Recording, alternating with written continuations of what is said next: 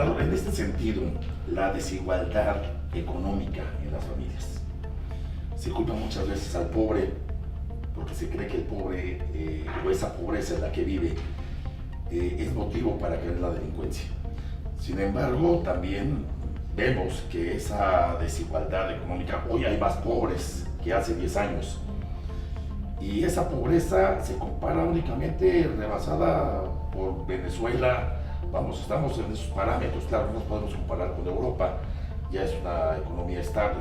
Pero ¿qué es lo que pasa en nuestro México? Que nos pronostican un 3.8% de crecimiento y crecemos en 1.7%. No, vamos a crecer 1.7%, eso no cambia todos los años.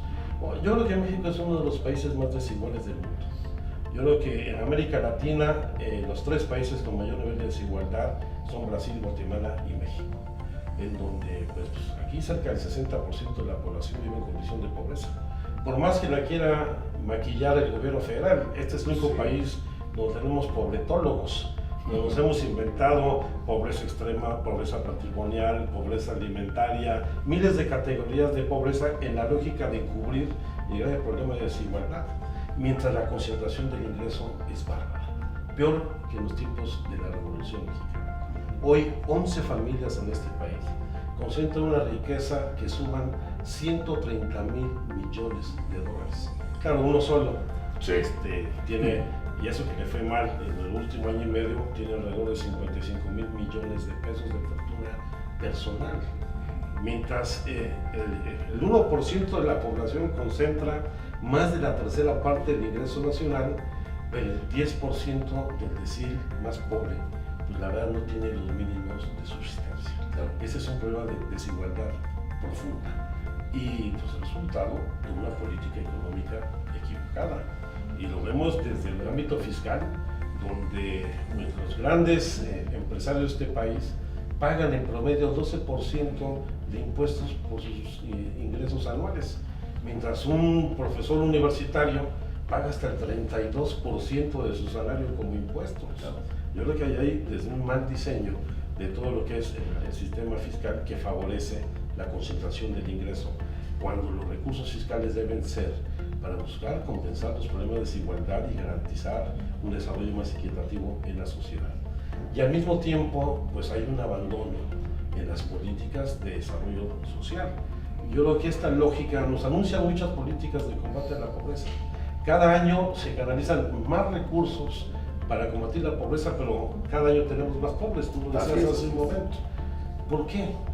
Yo creo que eso también tiene que ver con un vicio de nuestro régimen político, porque la pobreza se ha convertido en un gran negocio y la base electoral corporativa de los partidos políticos está justamente vinculada a la población más necesitada. Hay que entender que para muchos partidos y muchos gobiernos no les interesa sacar de la pobreza a la gente, porque ahí está su bastión electoral. Y lo podemos ver, porque la compra del voto ya no es un asunto que se presente en la campaña electoral, el día de la jornada electoral. Es un proceso continuo que dura los 6 años de gobierno, donde se van atando los programas sociales a una estructura territorial que condiciona el beneficio social a cambio del voto. Y entonces hay una clientela cautiva, en donde cuando los mecanismos de control les permiten pues, mantener esta situación, a esta población en la marginación. ¿Dónde ha habido los cambios? Pues cuando hay no solamente un reclamo social de gran indignación, pero muchos de los cambios están viniendo en las zonas metropolitanas, de los sectores medios de la población, porque la gente con menores recursos pues se ve anulada, se ve violada en su integridad hasta ética por este tipo de componentes. Ahora, también hay que reivindicar el trabajo de nuestra gente. Mucha gente efectivamente está en una situación de pobreza, pero es gente que hace un trabajo y un esfuerzo enorme por salir adelante. Por mantenerse. Sí, esto de que la gente es pobre porque no trabaja, que es lo que nos han querido vender en esta cultura del individualismo y la competencia, es totalmente falso.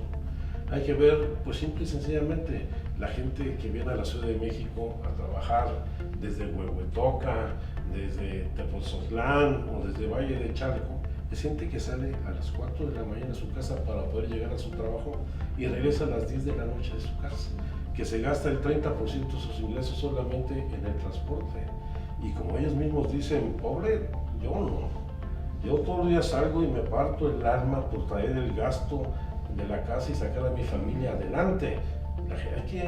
Hay que reconocer ese enorme esfuerzo y la vocación de trabajo del mexicano, que no encuentra correspondencia ni en el sector público ni en el sector privado, porque el problema de la corrupción no solamente está en la autoridad, sino en este sector privado abusivo, corrupto, que se ha enriquecido a costa de los bienes y servicios públicos, y que no entiende que hay que distribuir también para compensar estos problemas de desigualdad. La generación de empleos en la iniciativa privada, con esta analogía que usted hacía precisamente en la Secretaría de Hacienda, donde el empresario que quiere crecer, pero tiene que pagar el 33%, no le queda mayor utilidad. Finalmente lo que pretende es, quisiera generar empleo, sin embargo no se le puede dar.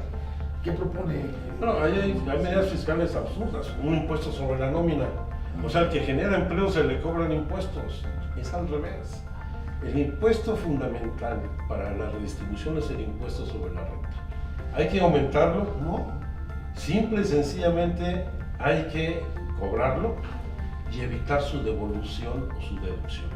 Porque encontramos miles de trampas de los grandes empresarios que compran empresas en quiebra, que declaran actividades incluso de solidaridad o como el Teletón, ese tipo de cuestiones, pues donde al recibir esos recursos les deducen de sus impuestos. Ahí es una filantropía falsa. Yo creo que lo que hay que hacer es que efectivamente tengamos un sistema fiscal progresivo y donde se cobre de acuerdo al nivel de ingresos que recibe cada quien para poder redistribuir. Y al empresario, el pequeño empresario, el mediano empresario que la pasan muy mal, ellos también son víctimas de esta desigualdad en el país, darle las condiciones para que generen más empleos. Hoy el 80%, quizá haya más, del empleo que se genera en el país lo generan las micro, las pequeñas y las medianas empresas. ¿Qué le parece si tocamos este punto? Porque se me hace muy interesante, porque han habido propuestas, ahora se vienen tiempos electorales, y vamos a hablar un poco acerca de las propuestas de Andrés Manuel López Obrador. Sí. Vamos a tomar el dinero de Pemex, la caja chica del gobierno, vamos a generar más empleo, vamos a desaparecer los salarios excesivos para el Congreso, vámonos sobre la mafia del poder, que no sabemos a quién le llama así. ¿Qué piensa sobre las propuestas de Andrés Manuel López Obrador? No, yo coincido primero en que hay que hacer una política de austeridad profunda en el gobierno, en donde hay extremos absurdos, no solamente de pagar pensiones a los expresidentes, sino también el gasto suntuario, el lujo en que viven los altos servidores públicos, que no tienen por qué tener estos gastos de representación, ni viáticos desmedidos, ni un servicio, un seguro médico privado. Todos tenemos que tener las mismas condiciones que nos da la Ley Federal del Trabajo, y eliminar todo el gasto superfluo, sin lugar a dudas, es muy importante. Por supuesto que también hay que pegarle fuerte a la corrupción. Hay una coladera profunda de recursos, como lo hemos visto en los últimos años. Abundan los ejemplos desde la Casa Blanca, la generación de gobernadores más corruptos que hayamos conocido en la historia del país, hasta el caso de Odebrecht, que ya se ha demostrado cómo hay sobornos de esta empresa brasileña para obtener contratos públicos, financiando campañas electorales. Esa sangría que también afecta a los empresarios, porque claro, el empresario tiene que dar comisiones hasta del 30% del valor del contrato, o incluso luego les piden comisiones para que les paguen lo que les deben, lo que implica un crecimiento enorme de los costos de obras. Yo pongo un ejemplo. Ahí me tocó en el 2006 construir un hospital, terminamos la construcción de un hospital de especialidades en la delegación Álvaro Obregón, que nos costó alrededor de 16, 17 millones de pesos. Y en un similar, más pequeño en el Estado de México, costó 160. O sea, son cosas extremas, hasta 10 veces más el valor de una obra se implementa. Esa es otra de las sangres profundas, porque ahí tiene razón Andrés Manuel. Pemex, en el caso de Pemex, hay un replanteamiento total. No tiene por qué seguir siendo la caja chica de nadie. A Pemex hay que fortalecerlo. Ya hicieron su reforma energética, ya hicieron la asignación de contratos. Ahora lo que hay que hacer es que Pemex vuelva no solo a financiarse, sino a tener un nivel de desarrollo tecnológico propio que le permita recuperar sus potencialidades. Yo creo que Pemex debe seguir siendo uno de los factores fundamentales del desarrollo de la actividad económica, pero no quedarnos ahí. Hay que protegerlo, hay que fortalecerlo, pero hay que fortalecer el turismo, hay que recuperar otras áreas que hemos perdido. Toda la producción minera, estamos frente al mayor saqueo en la historia del país. El 33% del territorio nacional está concesionado a particulares para la explotación minera, que están haciendo una devastación de recursos naturales enorme en detrimento de las comunidades, y toda esa riqueza se va del país, no hay beneficio alguno. Son cuestiones que deben de replantearse.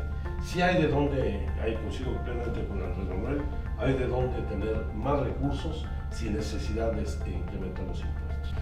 Senador, para finalizar esta charla, misma que le agradecemos, se vienen tiempos electorales. Por una parte, la visión que tiene el mundo sobre México en los diversos puntos que hemos tocado: la delincuencia, la inseguridad, la economía. Y estamos frente a un posible tratado de libre comercio que no sabemos si nos va a beneficiar. Tenemos amenazas por parte de nuestro vecino del norte. Se apoya a México con Canadá. Sin embargo, esta situación forma una incertidumbre. ¿Qué papel ha jugado México? Relaciones exteriores en ese sentido. ¿Cómo se han reforzado los tratados internacionales para poder llegar a estos acuerdos? ¿Por qué no se ha podido llegar a un acuerdo ya general? Bueno, yo creo que México lamentablemente ha perdido mucho terreno en el ámbito internacional.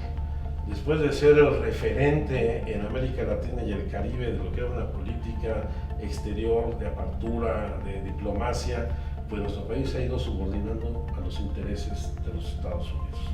Yo creo que lamentablemente esta subordinación no solamente hizo perder al país su liderazgo en América Latina, sino se nos ve como un apéndice de los Estados Unidos, que ahora busca deshacerse de los mexicanos, a quienes tachan de delincuentes, drogadictos, violadores, etcétera, lo cual va a generar muchas tensiones. Yo creo que el Tratado de Libre Comercio está en una situación de incertidumbre, efectivamente, donde en cualquier momento el gobierno de Estados Unidos puede levantarse de la mesa. Y esto va a traer como consecuencia pues que se evidencia uno de los errores en los cuales hemos insistido todo el tiempo que ha incurrido el gobierno mexicano, en abandonar el mercado interno. Hoy importamos el 60% de los alimentos que se consumen en el país. Los grandes sectores de producción del campo son los de la agricultura comercial de exportación, pero no tenemos los alimentos para garantizar nuestra suficiencia alimentaria. También en materia de toda la política de industrialización se abandonó, porque se partió del supuesto de que el mercado iba a regular las relaciones de la economía, cuando el Estado debe haber cumplido su función de rectoría y enfrentar los problemas que ha generado esta enorme desigualdad. Entonces, el 2018 va a ser un año muy difícil, no solamente en lo económico, sino también en lo político, en lo social. Vamos a ir a un proceso electoral con una gran polarización, en donde hay un hartazgo social con la corrupción, la impunidad, los privilegios de la clase política, y yo sí veo una señal de cambio. A pesar de todas las prácticas de compra de votos, de control de las autoridades electorales, ahí está el Estado de México. Como Morena quedó en primer lugar. Sí. A pesar de todo este manejo que hicieron despiadado de recursos, del control de los órganos electorales, pues Morena tuvo 60,000 votos más que el PRI. El PRI ganó por las alianzas que hizo de muchas formas con otros partidos políticos. Y esta polarización se va ahora a profundizar. Va a haber un voto no solamente castigo, sino el voto del hartazgo, el voto antisistémico contra el gobierno. Y esos tres grandes bloques que están formados, pues irán acomodándose al paso de los meses. Yo no le veo futuro al famoso Frente ciudadano, pues inmobiliario por México, yo digo, Sí. porque pues son dueños de grandes propiedades inmobiliarias muchos de sus dirigentes, ¿no? No veo futuro porque en el momento que venga la definición de las candidaturas, no solo la presidencial, sino en los distritos, en los municipios, en los gobiernos, no va a prosperar. Ya vimos como en el caso de Jalisco, el Movimiento Ciudadano no va a acompañar al frente, era el principal bastión del Movimiento Ciudadano. Sí. Aquí en la Ciudad de México va a haber mucha disputa porque ahora hay menos distritos, con la redistritación bajo el número de distritos, y los grupos del PRD no van a querer perder sus posiciones ni cederle a externos o números de otro partido. Eso va a pasar en todo el país. ¿Eso le conviene al PRI? Yo creo que eso le conviene al PRI, y eso lleva a que la contienda vaya a ser de dos, entre Morena y el PRI y sus aliados. Indudablemente, aunque vamos a ver cuál es el papel que juegan los candidatos independientes de a ver quiénes llegan a ese registro. Pero sea cual sea el escenario, lo cierto es que vamos a vivir un proceso de polarización que va a trascender la jornada electoral. Y el país va a requerir de mucha madurez, de mucha inteligencia, para que en esta polarización y en el conflicto postelectoral podamos garantizar las condiciones de estabilidad y desarrollo del país. ¿Dónde se ve Alejandro Encinas a partir del 2018? Me veo después del 6 de junio del próximo año jugando un papel en este escenario de conflicto, buscando tender puentes para que pues, no perdamos el rumbo y más allá de esas tensiones podamos recuperar a nuestro país. Senador Alejandro Encinas, le agradecemos mucho esta oportunidad que nos dio de charlar con usted. Amigos de Canal Informativo, estén pendientes porque tendremos mucho más información en las siguientes sesiones y en las siguientes entrevistas. Hablaremos y seguiremos platicando con gente que forma parte del ambiente político de México, de sus estructuras y del posible futuro de nuestro país. Gracias, senador. Buena suerte con tu programa. Gracias, muy amable, gracias.